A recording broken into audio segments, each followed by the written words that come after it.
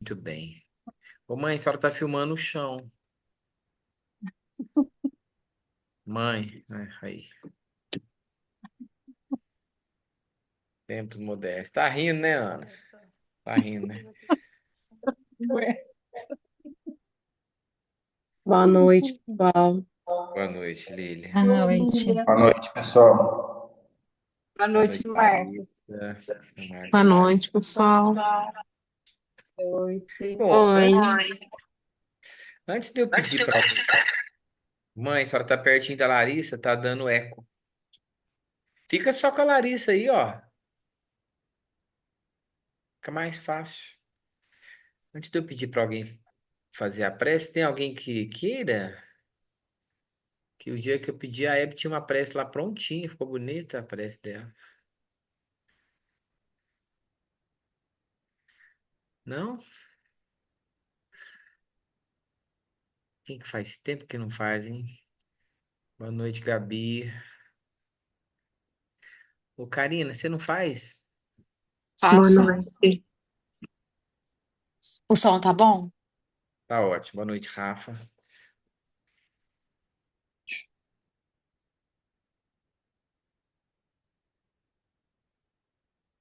Então vamos lá. Vamos agradecer por mais esse encontro em que podemos estudar mais um tanto do Evangelho do Cristo. Pedir, Senhor, que tenhamos o coração pronto para tudo aquilo que vai chegar até Ele, a mente aberta e que possamos senti-lo mais perto de nós. Pedimos pelo Everton, que preparou o estudo, e pelos nossos mensageiros, pelos nossos anjos guardiões, que estejam conosco. Pedimos por todos aqueles nossos companheiros que por alguma razão não estão presentes, que eles possam receber as nossas vibrações de paz, de amor, e que os nossos lares, Senhor, sejam visitados nesse momento pelos espíritos superiores. Que a tua paz se faça em nossos corações. Que assim seja.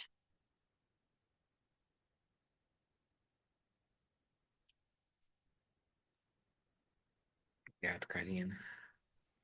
Tem alguém que chegou aqui depois? Ô, Flamas, tudo bem? Boa noite. Boa noite. Tudo bem? Boa noite. Esqueci de colocar o campo aqui. Bom, é, vocês sabem que nós estamos estudando uma passagem de que, que trata de Jesus na casa de, de Simão, né? Mas Jesus foi convidado para jantar nesse lugar e ali ele vai ter um contato com o que o texto fala da mulher pecadora. Eu vou compartilhar aqui para a gente tentar aprofundar nesse conceito.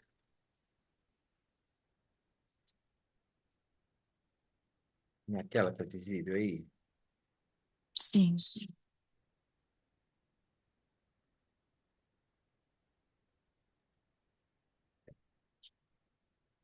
Vamos dar uma relembrada aí da Claudinha, né?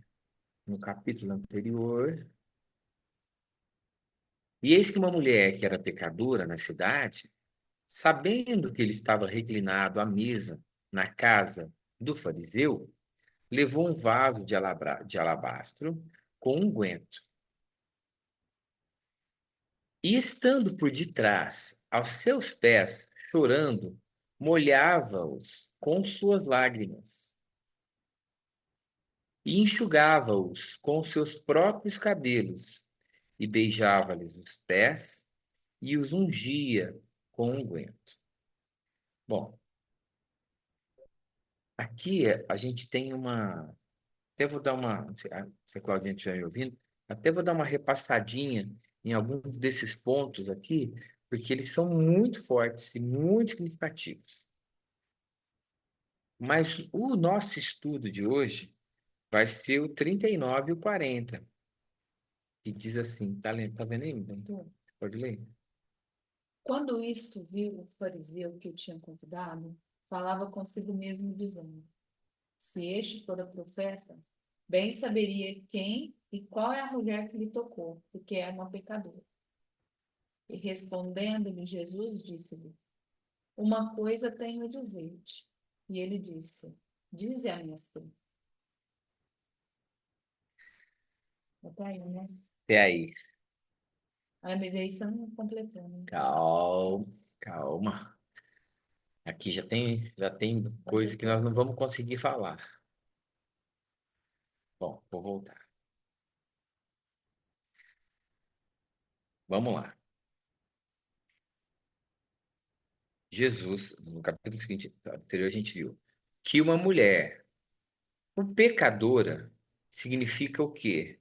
Que ela era uma mulher que se dava à prostituição naquela cidade. Qual cidade?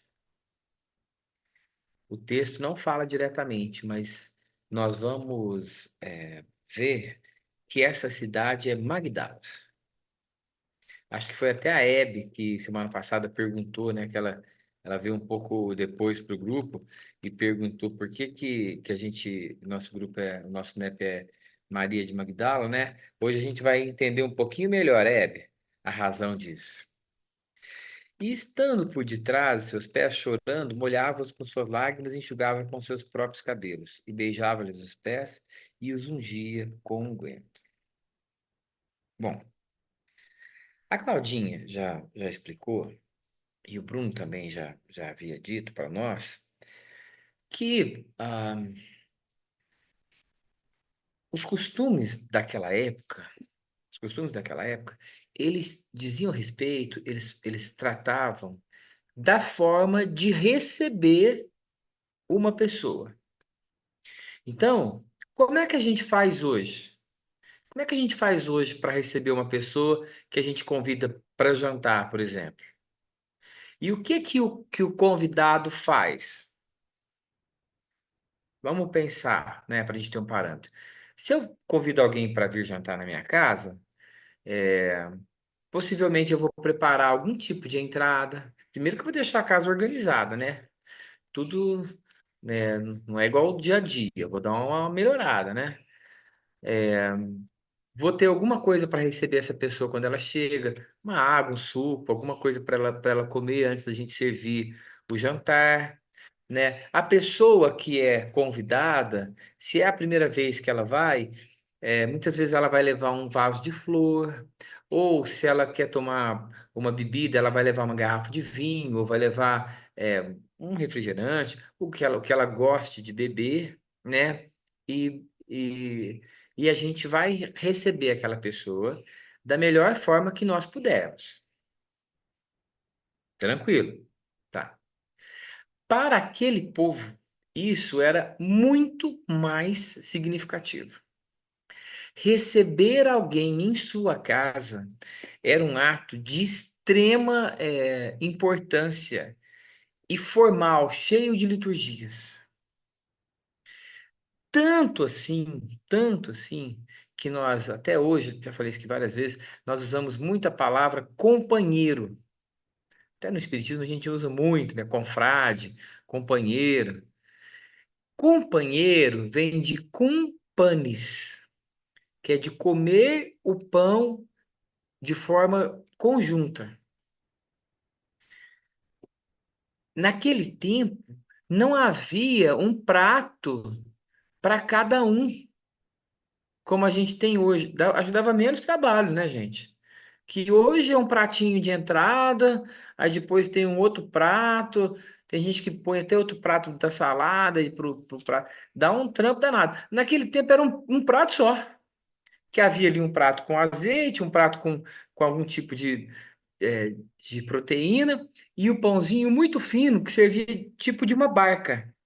Então a pessoa colocava ali, pegava o azeite, ou pegava a outra coisa que estava sendo servida, um queijo de cabra, uma coisa assim, e comia daquela forma. Então, sentar-se à mesa com alguém e partilhar da mesa com alguém era um ato de extrema, importância e que dizia respeito à aceitação ou não daquela pessoa. Mas ao mesmo tempo, quando se recebia uma personalidade e Jesus era visto já como um rabi, como um mestre, aquele ato era um ato solene. Então, por exemplo, não sei se vocês sabem disso, quando a gente vai se casar, o lugar que é celebrada a cerimônia do casamento, ele tem que ser aberto. Qualquer do povo pode ter acesso ao lugar do casamento, pela lei.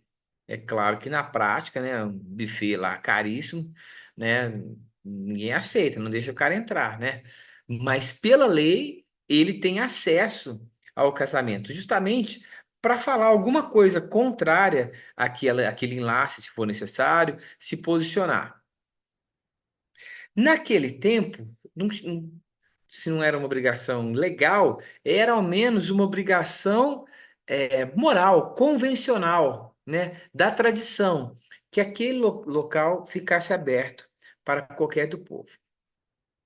Tá, tô falando isso tudo, nós já vimos bastante disso na semana passada. E aí, é nesse momento, né, por isso estar aberto, que aquela mulher vai adentrar o local. Antes de falar dessa interação, tá dando para entender?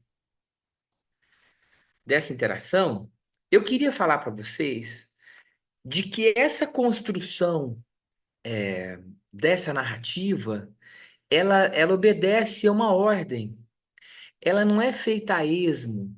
Ela segue uma ordem. Então, vou colocar aqui. Minha tela tá tomada aqui. Não dá para. Você pode ler para mim, meu bem? Esse sim? Tudo. Introdução. O fariseu, Jesus e a mulher. 2. O derramar do amor e da mulher, em ação. 3. Um diálogo. Simão julga erradamente. 4. Uma parábola. 5. Um diálogo. Simão julga corretamente. 6. O derramar do amor da mulher em retrospectiva. 7. Conclusão. O fariseu, Jesus e a mulher. Bom, como a gente viu lá no capítulo 5º, que tinha um diálogo parecido com esse, aqui, essa, essa história, ela tem 7 partes principais. Então, nessa introdução, a gente vê os personagens que ocupam esse local. Depois, a gente vê a ação dessa mulher. E depois, nós vamos ver um diálogo de Simão com o Cristo.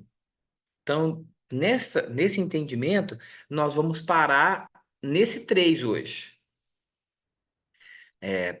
para depois nós chegarmos na parábola. O ápice, né, dessa construção, ela é decrescente, depois crescente. Então, é como se houvesse uma resposta a um versículo que foi mencionado antes e aquilo que vem depois. E o meio disso é uma parábola curta, né? É uma historieta em que seria de fácil entendimento para aquele povo.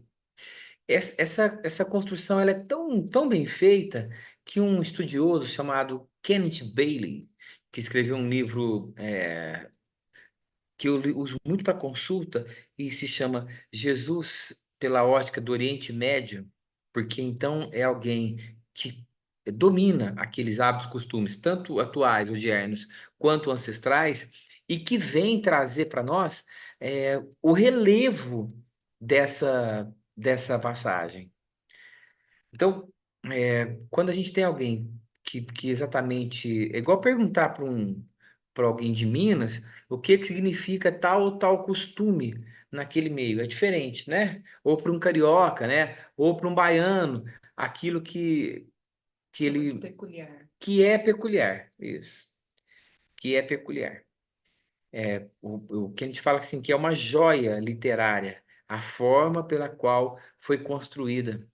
De tal forma que ela é tão bem construída que ele crê que Lucas recebeu isso de algum judeu é, ancião, já construída, e colocou no seu evangelho para fazer referência que o Bruno já falou no estudo dele, dos fariseus que haviam ouvido a palavra de João e se convertido.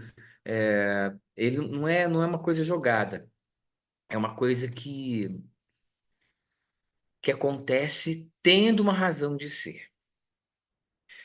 E aí eu quero falar uma coisa para vocês, que aconteceu já muitas vezes quando eu estudei uma obra literária espírita muito boa e uma obra de estudo histórica ou filosófica ou teológica.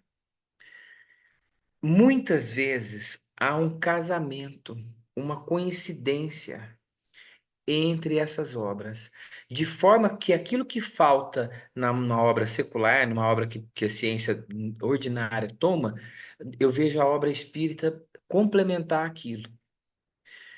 Mas eu vejo essa obra escrita por pessoas que não tinham acesso nenhum, e era impossível estudar tanto assim para poder fazer esse complemento. Não sei se estou me fazendo claro, mas o que eu quero dizer é o seguinte: é que sem esse conhecimento histórico, filosófico, as obras trazem um complemento daquilo que a história, ou a ciência, né? Normal, a história como ciência, ou a teologia como estudo, né? Do que é divino, ficou pelo caminho. Nesse caso de hoje, isso voltou a acontecer. Então, nesse caso de hoje, o paralelo que eu consegui traçar de complemento ou de coincidência de informações acontece entre esse livro que está na nossa biblioteca aí do. Eu falo sempre isso, está na nossa biblioteca do NEP, gente, mas acho que nem todo mundo acessa, né? Está no Telegram. Eu sugiro baixar no computador, porque no Telegram eu nunca entro no Telegram. Então, é Telegram ou Telegram? Telegram. Telegram? Ela tem É, uma cada um conta com o no seu. nosso Drive também, viu, Everton? Tá no Drive, mas se baixar no computador, Bruno, aí não tem erro, porque fica facinho de consultar. Eu tenho uma pasta no nosso NEP Maria de Magdala e dentro dele livros. E aí lá você vai abrindo e vai lendo, vai achando tanta coisa. Por exemplo, na outra semana, sem ser segunda manhã, na outra segunda nós vamos viajar para visitar a Clarinha. E nós vamos na cidade de Praga. E o dia que o Moacir estava aqui, ele falou assim: Mas você já leu é, essa obra aqui?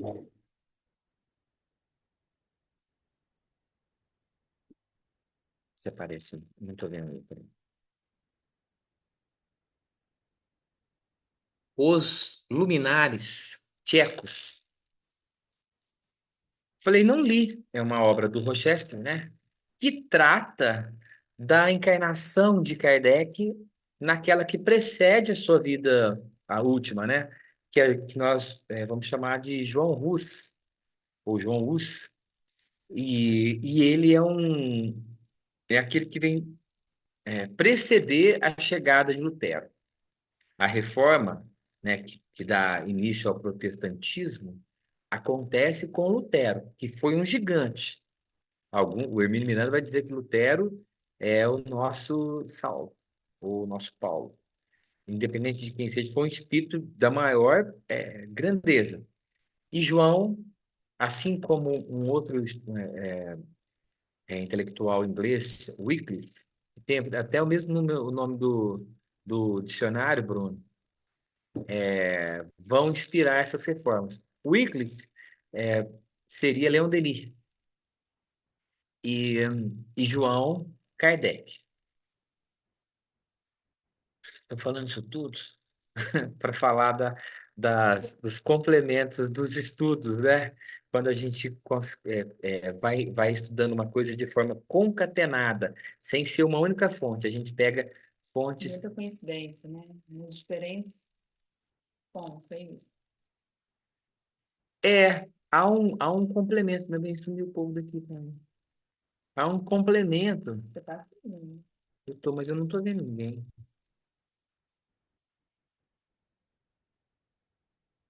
Há um complemento dele. Me ajuda aqui. Achei. Achei.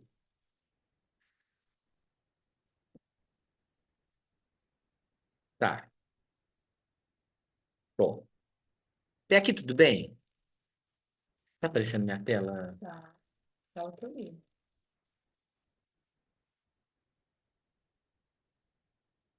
Tá. Vou tentar mudar, porque eu não tô chegando nela mais, tá? Para falar dessa importância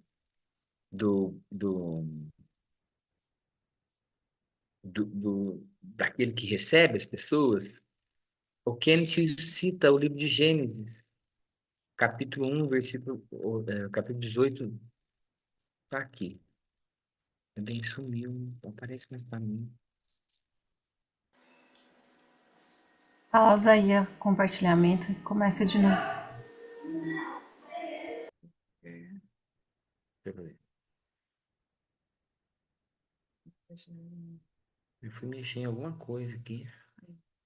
É isso, né? Isso. Tá. Ele cita o livro de Gênesis.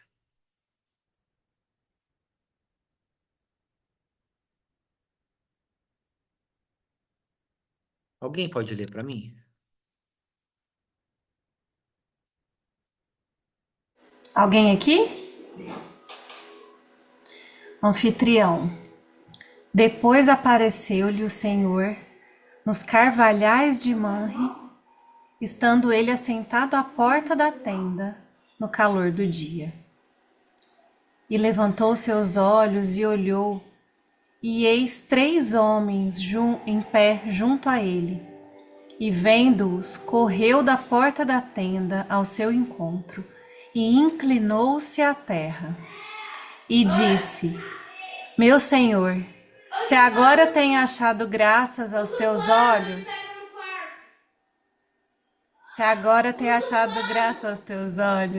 rogo-te que não passes de teu servo, que se traga já um pouco de água, e lavai os vossos pés, e recostai-vos debaixo desta árvore. Continua com a minha sonoplastia aqui. Tranquilo, não passa nada. Quer que eu leia? Pode ler, Gabi. Só. Vamos lá. E trarei um bocado de pão para que esforceis o vosso coração. Depois passareis adiante, porquanto por isso chegaste até vosso servo. E disseram: Assim faze como disseste. E Abraão apressou-se em ir ter com Sara à tenda, e disse-lhe: Amassa depressa 3 medidas de flor de farinha e faze bolos. E correu Abraão às vacas, e tomou uma vitela tenra e boa, e deu-lhe ao moço, que se apressou em prepará-la. E tomou manteiga e leite, e a vitela que tinha preparado, e pôs tudo diante deles. E ele estava em pé junto a eles debaixo da árvore, e comeram. É até aí. Não dá para entender exatamente a importância de receber bem as pessoas? Tá vendo a água aí para lavar os pés? Tá vendo o azeite e o óleo que havia em todas as casas? Então fica muito evidente. Então, Abraão recebendo 3 homens. E ele se preocupa muito na forma de bem receber essas pessoas. E ele é até engraçado, né, o jeito que ele fala para a mulher, fala assim, ó, anda rápido aí, né? Prepara prepara um pão, né, para a gente poder servir e tal. Igual a gente faz em casa mesmo, né? Não, 4.000 anos não mudou tanta coisa assim, não. É, a gente quer bem receber. Então, não basta, não basta receber. É melhor bem receber. Porque receber mal é melhor, é pior do que não receber de jeito nenhum. Tá? Então, é essa situação que a gente está assistindo. É essa situação que a gente estava assistindo. Tá bom. Lá no Primícias do Reino, a Amélia vai dizer que Jesus já havia chegado, já havia se assentado, e ele vai se inclinar.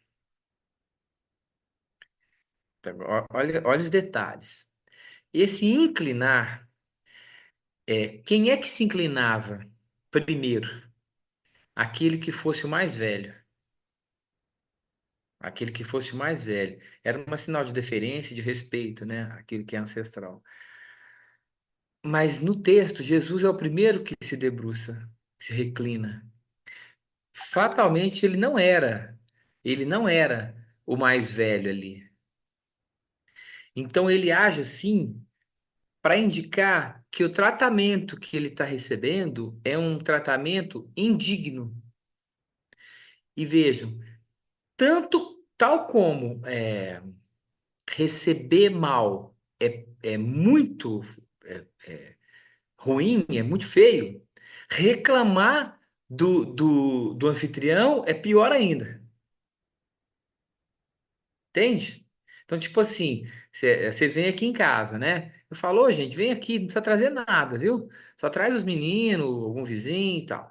Aí vocês vêm. Aí vem aqui, eu sirvo um pão de queijo que tá mais duro, né, do que a mesa que, que eu tô servindo o pão de queijo. É feio, não é? Vocês vão fazer o quê?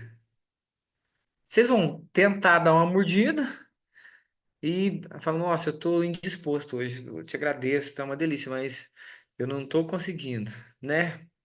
Você não vai falar, ô Everton, que é isso? Como é que você serve uma coisa dessa, né? Na frente. Você não vai fazer assim. Tá, muito bem. Diz, Amélia Rodrigues, que ele estava sendo recebido assim. E quando ele estava já, né, para se servindo, a mulher entra na casa. Bom, agora você vê bem. Um escritor do século XI, chamado Ibn al-Taíbi, diz o seguinte, que essa mulher necessariamente tinha que ter tido algum contato com Cristo de forma precedente, anterior. Porque senão ela jamais entraria na casa do fariseu, onde, de, do costume de qualquer pessoa poder adentrar, ela não era bem vista e não era bem recebida. Então, quando ela entra, vamos falar assim, num campo minado, pisando em ovos. A Claudinha revelou para nós a identidade dessa moça. Era seu papel mesmo, Claudinha. E eu chamei uma atriz profissional para me ajudar aqui a ler um pouquinho. Senta aqui no bem.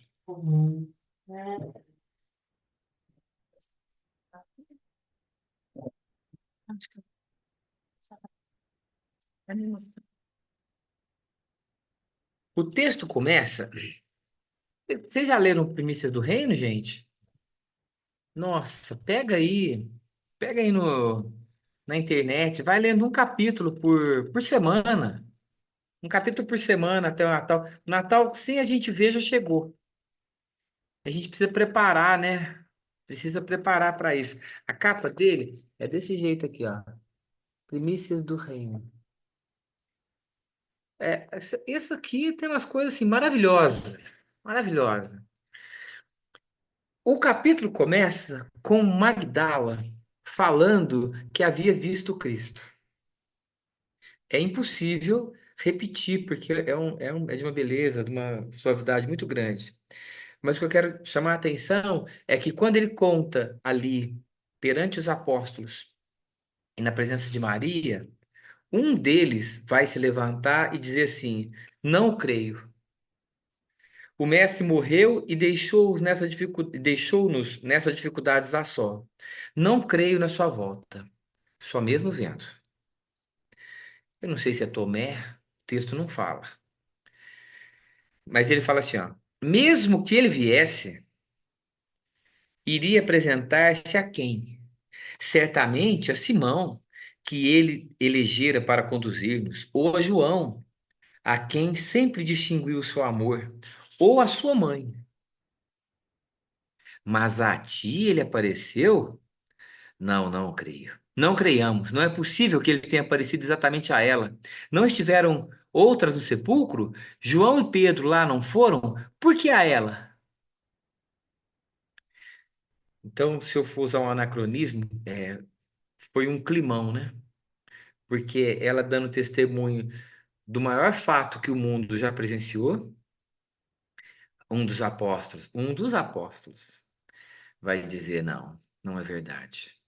Ela fala, Ela fala assim, é é verdade verdade, você. é verdade. Mesmo que não o creias, eu o vi. Apesar da minha antiga e infeliz condição, a mim me apareceu há pouco, Rabi. Aí Maria vai dizer, eu creio, filha. Secreto pressentimento diz-me que meu filho vive. Eu creio porque sei que a nossa dor e a saudade estão com ele, como a sua saudade se demora em nós. Tá bom. O texto é tão brilhante que ele faz um recorte e ele vai voltar à cidade de Magdala, ao tempo em que aquela mulher extremamente bela, mas não é só beleza, porque só beleza não adianta. Tem mais alguma coisa, né? Num tempo em que ela dominou aquele povo, aqueles homens. Então, ele diz, eu vou lendo algumas partes, tá, gente? Fica à vontade para me interromper. Magdala era um centro de comércio e de indústria muito grande, muito próspero. Era uma estação de repouso, recebia muitos viajantes, muitas pessoas. E ela, depois de muito sofrer, havia conseguido abrir naquela cidade um luxuoso palacete. E o texto vem descrever o que, né, que tinha naquele palacete e que ela recebia os mais ilustres viajantes. De- acho que é de todas as categorias, desde príncipes, desde ricos comerciantes. A Karen vai lembrar isso muito, né? Que a gente vivenciou isso na peça. Então, ali na peça demonstrava que tinha ali um comerciante, tinha um romano, tinha um grande fariseu também, todos que a desejavam, que frequentavam essa casa dela. É. Ela era muito jovem, muito bonita, à noite sempre lhe fora companheira. Então, na sua casa, tinha tudo, diz o texto, tudo que a ambição pode comprar. Joias exóticas de alto preço, perfumes raros e essências originais em vasilhames e tal. Mas ela não se sentia ditosa. A sua condição de mulher rica não havia alterado o caráter infame da pobre meretriz. Então, diz o texto mais, que é uma coisa que a gente intui, mas não está escrito quase em lugar nenhum. De coração generoso, gostava de ajudar e, por ser infeliz, compreendia a dor dos sofredores e se apiedava da aflição dos desditosos. Eu vejo isso muito na minha profissão. Muita gente na minha profissão, o primeiro emprego dele é como juiz. E muitas das vezes são pessoas que nunca passaram por dificuldade material. Então, a dor material, a dificuldade do outro, para ele, é desconhecida. Entende o que eu falo? Ele não sabe o que que é aquilo. Mas ela sabia. Ela sabia. E assim ela ajudava. Mas começa a circular o nome de Jesus naquela região. E aí diz o texto assim, ó: a dor foge ao contato de suas mãos e a luz dilata pupilas mortas. Uma alegria espiritual invade aqueles que convivem com ele e uma esperança estranha e doce empolga os corações onde ele se encontra. As servas falavam dele com estranho fascínio no olhar. Que servas? As servas que ela tinha, As cortesãs que as trabalhavam cortesãs com que ela. trabalhavam com ela, para ela, né? Melhor um pouquinho. Então, onde ele passava, as multidões o seguiam. Aí diz o texto assim, que numa noite, né, muito delicada, ela trazia o coração especialmente opreso e aflito.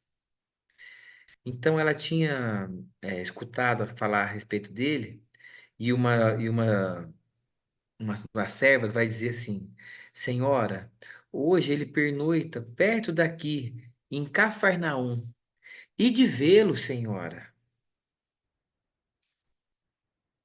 Receber-me-á o teu rabi? Os rabis são puros e detestam os infelizes. Os rabis são puros e detestam os infelizes, levantando a voz para ameaçar com castigos e punições aqueles que, iguais a mim, tombaram nas rampas da desgraça. O rabi ama os sofredores e confabula com todos, informando que as impurezas muitas vezes estão ocultas e ninguém as vê, dignos todos, no entanto, de compreensão e ajuda. Mas eu sou diferente, tu sabes que sou. Senhora, ele diz que veio encontrar o que estava perdido. Eu sou uma condenada, E dominada por espíritos imundos. ele é a porta da redenção. Hã? Vamos embora, ele vos receberá. Na noite seguinte, Magdala soube pasmada da notícia da conversão da pecadora. Distribuíra tudo quanto possuía e, com o estritamente necessário, iniciara vida nova. Retornará. Sempre foi louca. A cidade não a perderá. Voltará às noites de prazer. Então, lembra que eu falei do, do Kennedy aqui falando do encontro necessário entre aquela mulher e Jesus? E no Primícias do Reino, Maria, a Amélia Rodrigues descreve esse encontro, que não foi em Magdala, pelo que o texto dá a entender, foi em Cafarnaum, que era perto de lá. Tá, muito bem.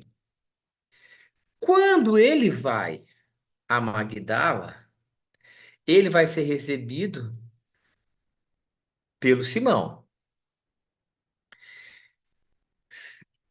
que diz o texto, era alguém que gostava de receber as pessoas ilustres, de contar e dizer. Boa noite, filha. A Carolzinha estava fazendo vestibular, gente, como treineira. Ele gostava de receber as pessoas, né? É, era um costume dele de se deixar aparecer, né? E Jesus era visto como um rabi, como alguém que era ilustre. Mas o fato de não ter fornecido o azeite era tão sério que os antigos diziam que era impossível orar a Deus sem a presença desse óleo. Então, nesse, nesse contexto é que ela vai chegar.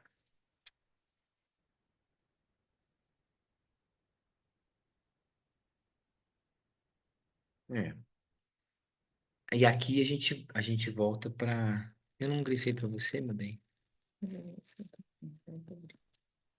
pegar assim, aquele que vai falar mais, entendeu? É, Porque aí ele é questionado pelo Simão, né? não. Aí eu não vou voltar no texto aqui para não ter que compartilhar de novo. Não, deixa eu voltar porque o grifei fica bom. Olha, vamos prestar atenção no que o texto fala.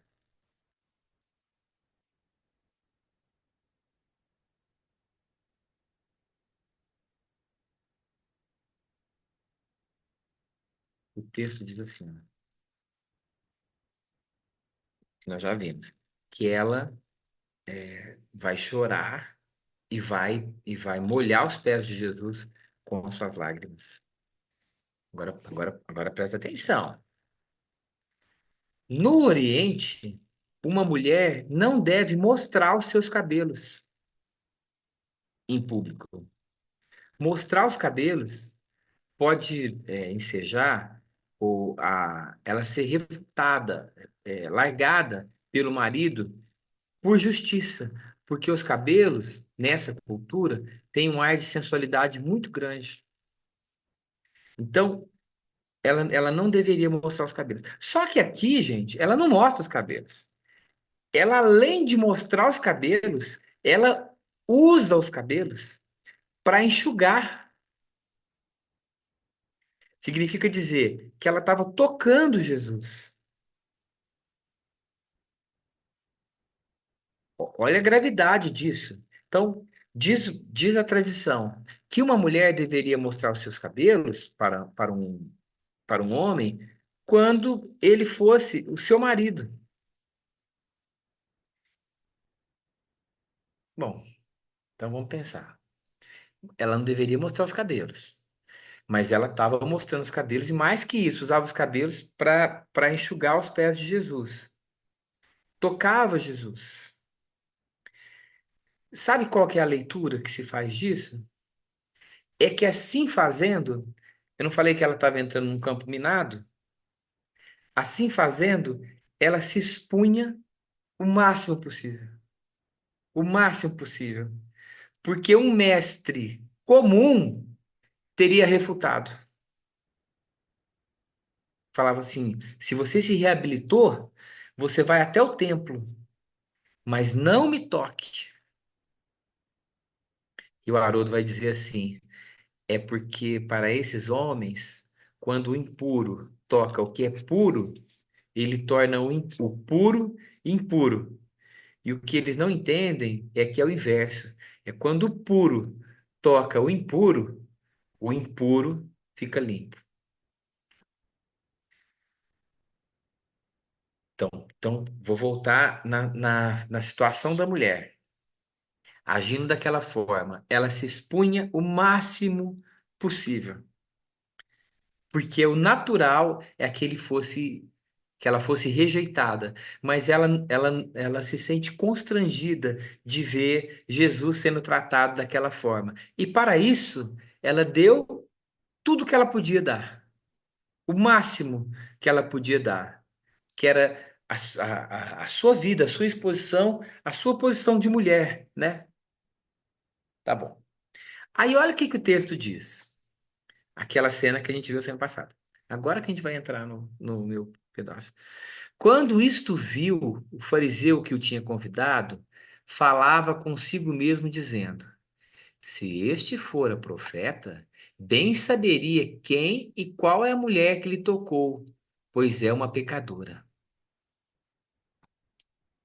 Bom, presta atenção.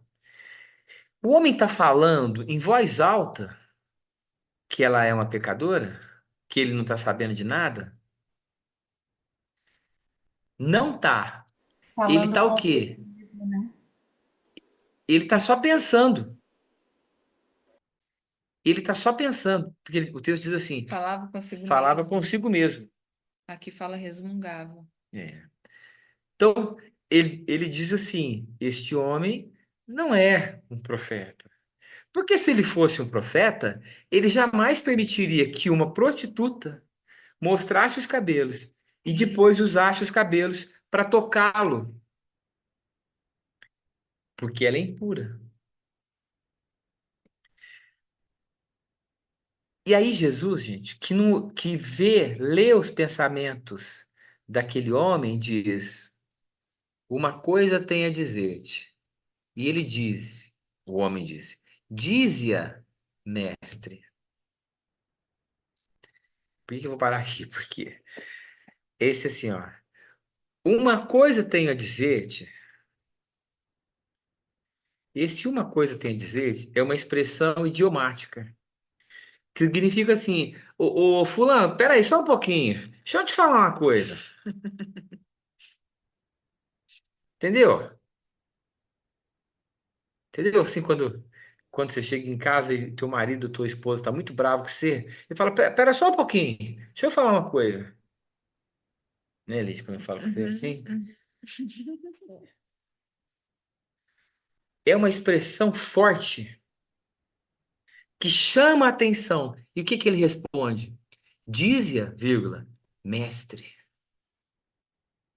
Ora, ele acabou de pensar, ele acabou de pensar, se esse homem fosse profeta, ele não deixava isso, porque ele saberia que ela é uma prostituta. E ele, é, lendo os pensamentos do homem, e aí, já em vista de tudo que havia acontecido, ele vai chamar a atenção do homem sendo incisivo. No tempo da mocidade, a gente aprendeu assim que uma pessoa boazinha não é boa. Ser bonzinho não tem nada a ver com ser bom. São coisas diferentes, né? Então, Jesus aqui não tá bonzinho. Ele tá o quê? Assertivo. Ele tá firme. Olha, Simão, deixa eu te falar uma coisa, né?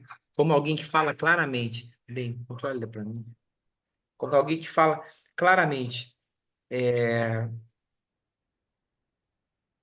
aí ele vai tratar o que é o que a gente vai ver na semana que vem, da questão da parábola e tal. Que aí não sei quem vai fazer, né? Mas que tem muito, muito, muito significado. Só para vocês terem uma ideia, só para a gente ter uma ideia, a parábola que vai ser contada diz assim, que um homem devia é, 50 denários e outro devia 500 denários. Um denário equivalia a um dia de trabalho. Então, se eu devo 50 denários, eu devo mais ou menos 2 meses de trabalho, né? Agora, se eu devo 500 denários, dá bem mais, né? Bem mais. Então, é, aquela mulher se expunha de uma forma, e antes ela havia dito assim: eu não tenho salvação, eu sou uma pecadora, eu não, eu não posso ser salva, eu não tenho nada, né, que eu possa fazer. E aí a Carla que está aqui, e a Ana também vai lembrar do comentário que a gente fez ontem a respeito do escândalo. A conduta dela era escandalosa. A conduta dela era escandalosa. Nós já vimos um pouquinho, mas vamos relembrar. Escândalos é um nome que se dá a uma pedra que provoca o tropeço, a queda de alguém. Nas estradas da Palestina antiga, que muitas vezes não eram bem calçadas, né? Aquela pedra servia de motivo de queda ao caminhante. Tá, tá bom. Mas ela se tornou uma expressão porque significava também aquilo que nos faz cair, entendeu? Então, qual que é a pedra de escândalo? A Daiane também estava junto, presente. Estou falando para quem já ouviu tudo, já. Qual que é o escândalo do Marcos? Eu não sei. E ele é que sabe, né? Qual que é o escândalo da Miriam? Qual que é a pedra de tropeço? É a pessoa que vai saber. É ela que vai medir. Em tal coisa, eu não vou bem.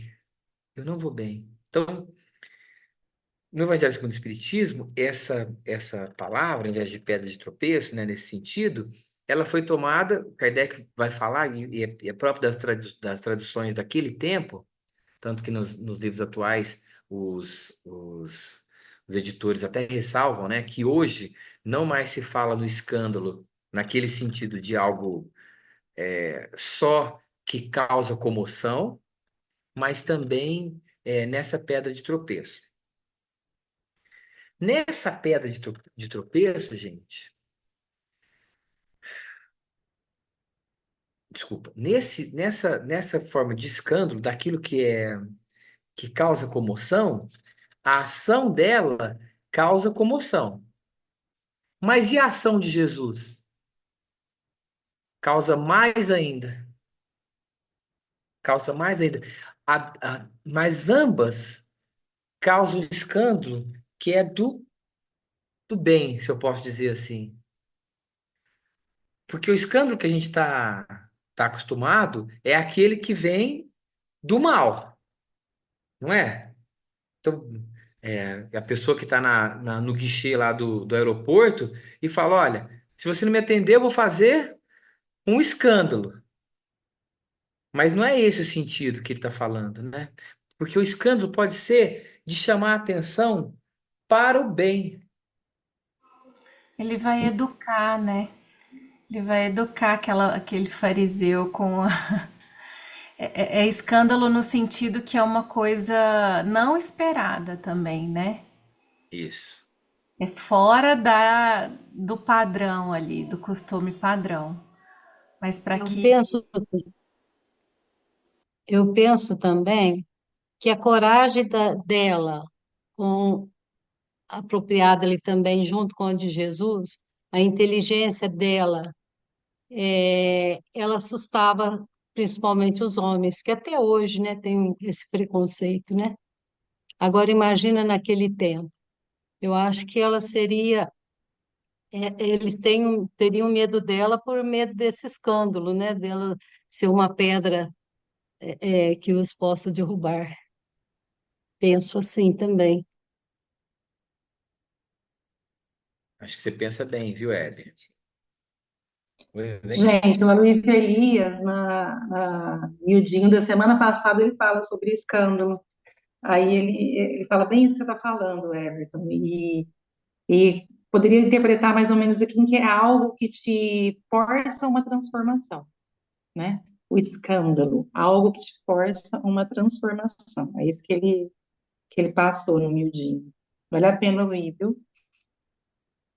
É.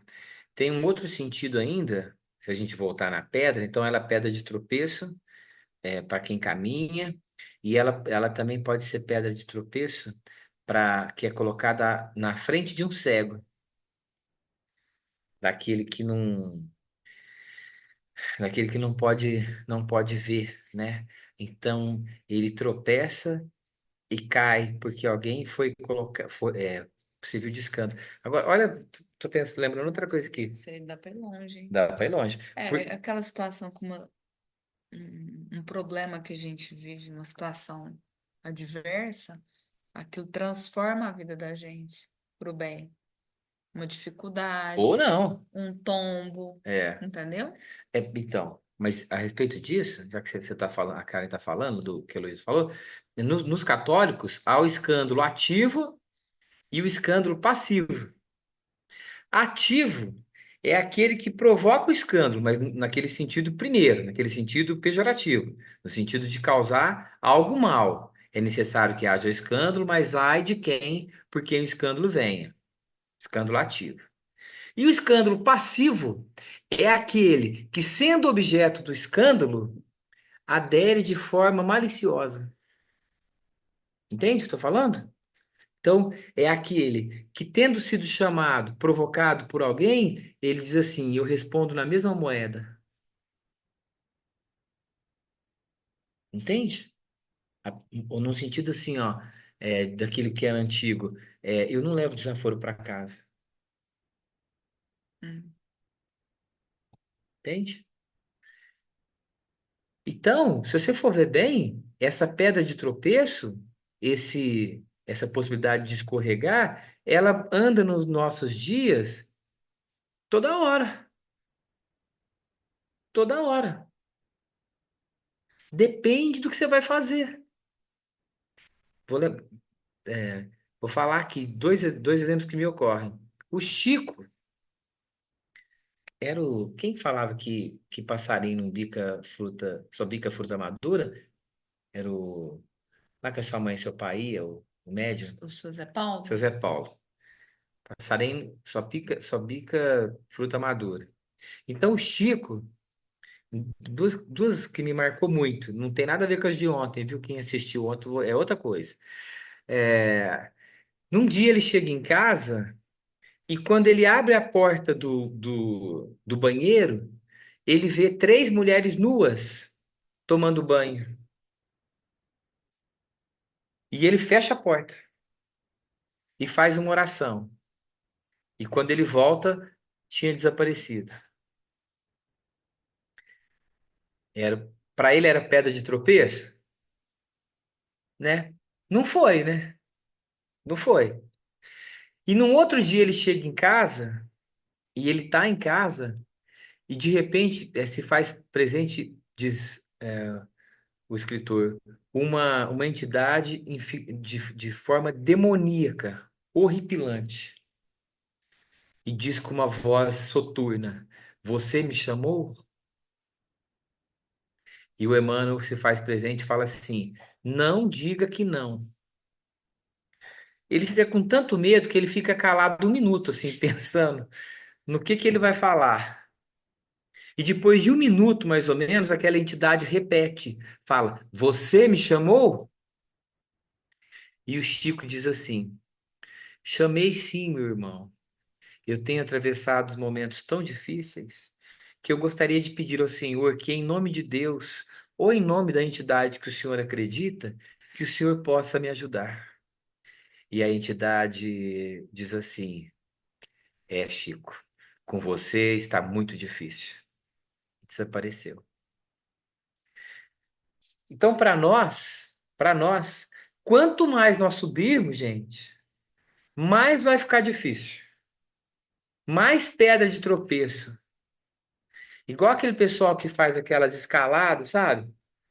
A filha da Lília que sobe aquelas escaladas, que vai ficando mais difícil à medida que, né, que você vai melhorando. Então, não vai ser logo que nós vamos ter sossego, não. É igual videogame, vai passando de fase, vai ficando mais difícil. Vai ficando mais difícil. Para aquela mulher, para aquela mulher, ela tropeçou e caiu e se levantou. E para esse homem, para esse fariseu, a pedra de tropeço está presente. Então, naquela sala em que Jesus está, havia dois tipos de pecadores. Um pecador que se sabia pecador e que estava arrependido, e um pecador que acreditava que ele era muito melhor do que ele realmente é. E é isso que Jesus vai explicar nas cenas do próximo capítulo. Não fui, Claudinho, igual você no capítulo anterior, mas já dá para entender. Bom, sobre estudo, vocês viram que foi tudo uma preparação, né? Agora é que vem a Hum. parte boa, quem vai pegar a parte boa. A Karen podia fazer, ela vai saber tudo isso aí. É mesmo, a Karen e mais alguém, né? Que a gente combinou de Será que ser eu dou dois, conta? né? O Você podia problema é falar. que a semana, Ela não pode. Ela não vai estar semana que aqui. vem eu não vou, eu vou estar recebendo visita aqui em Não, casa, e Karen, por não um é semana, próximo eu vou, Deus não é quiser, semana que vem, não. Até queria falar a respeito disso. do Eu, congresso, né? eu não sei se todos sabem, mas semana que vem nós temos o congresso, com o Uhum. qual a gente vai ficar assim, tomado o final de semana inteiro, né? A Claudinha sugeriu para que a gente não tivesse estudo, porque nós vamos chegar no domingo à noite com muitas tarefas. Na Aliás, verdade, o gente, congresso termina na hora do almoço, né? Termina meio-dia. Não sei como que vocês estão aí. É porque vai ter visita aqui em casa, então eles vão embora à noite. Então eu não vou Eu conseguir. também vou receber por conta do congresso, o pessoal que vai vir vai ficar na minha casa, né? Então, não tem nem como também. deixa eu sugerir uma coisa, para que a gente não fique sem o nosso encontro. Eu acho que o Moacir vai estar aqui, aqui em casa ainda.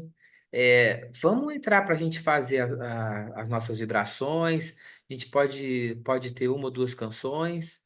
sem o estudo, mas com o nosso encontro. Pode ser? Muito bom. Uma oração, né? O É, uma Everton, oração. deixa eu só Oi. ocupar vocês só mais um pouquinho. Aquela no início da reunião, vocês estavam comentando sobre a descrição de Jesus, né? E aí eu lembrei, no final do livro de Lucas, Médico de Homens e de Almas, enquanto ele estava saindo de Jerusalém para a Galileia, para encontrar Maria, ele vai descrevendo as pessoas. Vocês estão me escutando? Estamos, tem uma falhadinha, Será mas que... estamos escutando. Ah, é porque eu acho que caiu aqui a minha internet. Não, pode falar. Aí, então, aí ele vai descrevendo, e eu até grifei, eu falei, nossa, eu vou ler para vocês o que ele fala. Ele vai cavalgando, né? Lucano cavalgou entre minúsculas aldeias, né?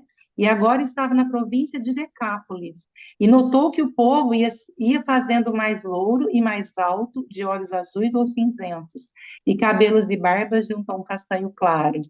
Então, ele vai chegando próximo de onde Jesus nasceu e foi notando a diferença física. Ele descreve em Jerusalém como era fisicamente, né? Assim, eu grifei isso, mas e estava vendo também que esse livro, assim, quase tudo é autêntico, porque a pesquisa histórica que ela fez, ela demorou 40 anos para escrever esse livro, né? Então, eu achei muito interessante a gente, quando eu li isso no livro, né? Uhum. Ela leu 1000 livros para escrever sobre Então, Lucas. E, então, a, e tem um então, essa é uma relato de. referência aí. Talvez a descrição que a gente tenha dele, claro, por causa da região que ele nasceu, as pessoas eram assim, né? Não sabemos, né? A descrição que Jesus, que Chico trouxe através de Maria, até que a Carla comentou aí, né? Então, É. bate, né? Muito bem, muito bem. Gente, é isso aí. Então, cenas do próximo capítulo. Quem vai fazer a prece para a Vamos gente? confundir com o capítulo do Evangelho, porque a gente ainda está no capítulo 7. Ainda estamos lá. Só cenas. Quem pode fazer a prece para a gente encerrar?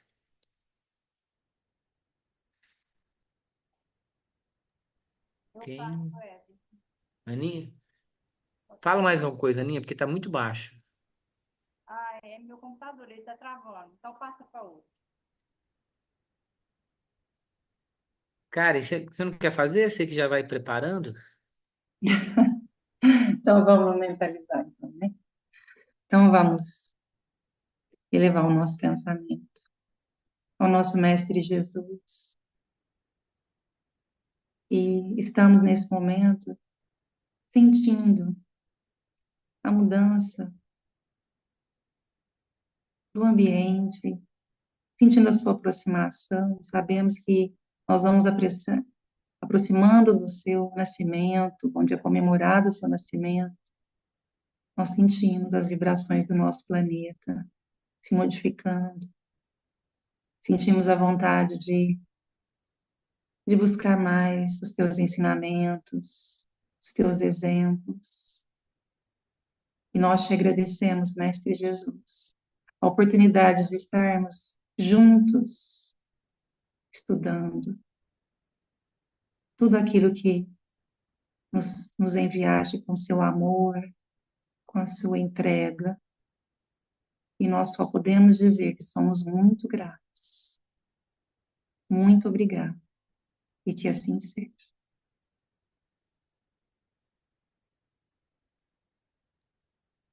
Obrigado, cara.